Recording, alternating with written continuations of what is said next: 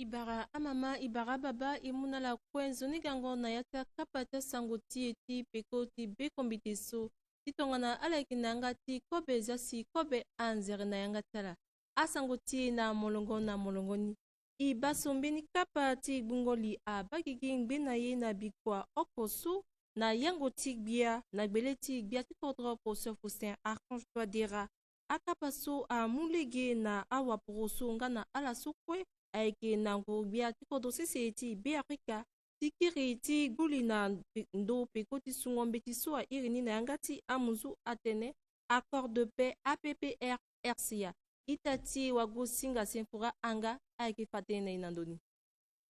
Tingo tera suna lini biati kordo Faustin Archange Touadéra akiti saratene na ala so ke mumo boko na legeti batango se dutinga na kiringo na siri na kordo se ti be Afrika dali ti fa bibeti abumbi ti atogo tumba so aketi 3h ti pakara Abdel Kader ngana UPC ti alindara sa so yeda ti sumo boko na gbembeni gbugu so aketi ka epika ngombe ngana sango ayeti kpale Tengo tera so amulege na ala ti gunga litonga suna ndo ti yambeni a kusala so alingbi ti sara na tango eso ke gasu aketi kokoto ngombe na maboko ti ala su akina ti abumbi turugo tumba na legeti eso igna tene DDRR biati kodo mwa kongoni ti fangangu ti akusa songo biati kodo se ti be Afrika ke sara ndade ti siringa na seduti na lego ti awa be Afrika lo yeda ti kiri singila mingi na awa kode kwa so ke sanga na ngangu na legeti ako akusala so si lo tisa abumbi turugu tomba tisara ye na talegeni tonga tiso ala yeda tisu maboko tala na gbe agbugu so aiketi kai a bira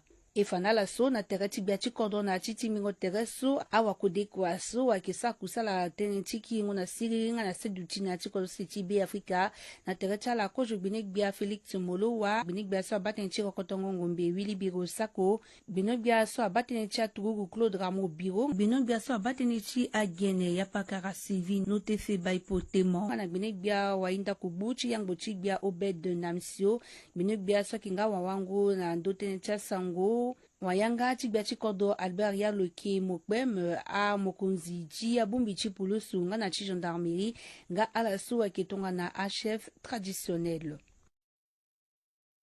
nga legi oko tonga so ifanala so bini bia so abandona ndo tene ti pengo na aputukutu pakara gontron jono aba na tere ti lo ita ti lo ti likodo sise ti Guinée équatoriale agoda na lango ti biri bikua use na ndoso a irini na yangati amuzu atene salle de conférence de ba ndo ti gbungoli dali ti ziango na sisembeni bumbi ti kusala so a irini atene comité mixte inter République centrafricaine Guinée équatoriale aita ti wago singa tonga na yani gobinam ngana mati terence aiki na beginika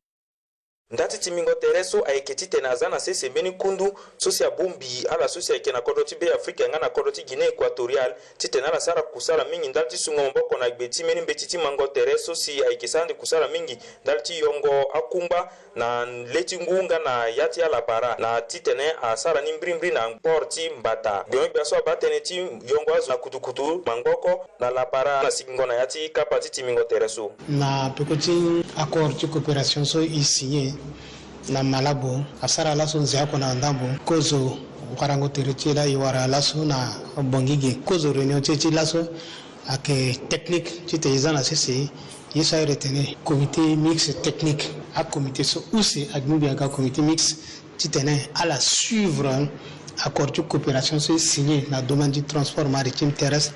titene laso aussi akumbati aga par porting bata iston sala inga kodote akena militaire pays saira tena pays de l'Iterland so ake na yanga tinguingo pepe maintenant ikigia ouverture il faut wara bata ouverture et petit du tigna ouverture na douala ko pepe douala ke da kribia ke da na ti cadre ti projet CD13 so et qui améliorer aussi trafic na mbageti port du Pointe Noire ce qui na espace ka aussi mais là so yo wara legi aussi na patara so si ngurubia ti apika na ngurubia ti Guinée équatoriale ti tene akumbati aussi aga par port ti bata ce qui est diversifié à source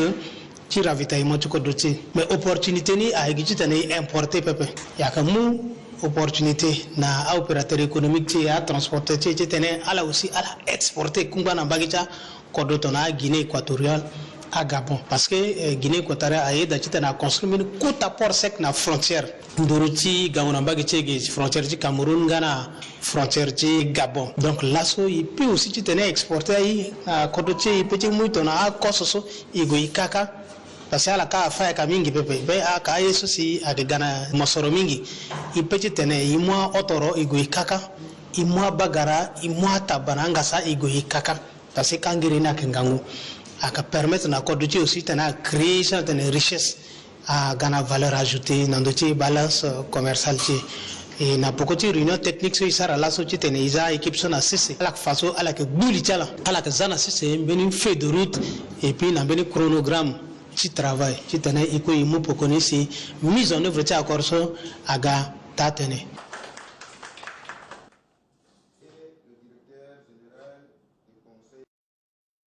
Unzinani I baso alasu aiki sala angati awangu so a irini atenene angati amunzu jeu d'échec a waralegeti kiri na gbatati bongi na bikwa okoso na pekoti akapati mandakoso ala godati sara na kodrosi seeti Gabon na Libreville izilege na alati ba asango nandoni.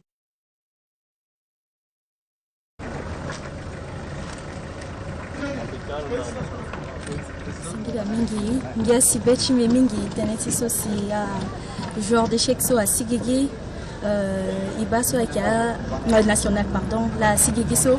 et à la Gué pour la première fois mais ibaso la sara kotaye mingi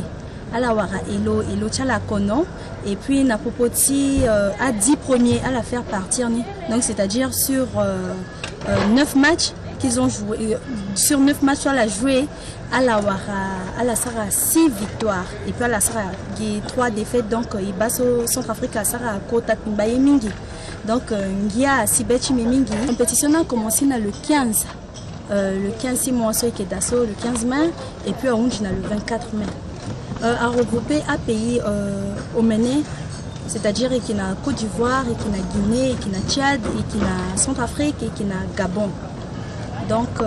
à Kodrosoko et à Goudati participer à la compétition zonale. Je veux remercier à partenaire Tisokwe avec Mouma Bokonaï, avec Nduru, la Fédération de jeux d'échecs a participé à la compétition Minkina internationale et avec la Coupe du Monde. Donc on a citoyens centrafricains et binamé et qui participent à la Coupe du Monde et qui qualifié à la Coupe du Monde et qui qualifié à la zonale et qui qualifié à bâti à compétition mingi beniso et qui waralege et qui kangana yiti tene igwe et qui moyen si atia ici i waralege tene igwe fadi pepeme tisongia sibeti mingi mangati a jouati a godati tene à la yo apuchi kodroti donc voilà un peu.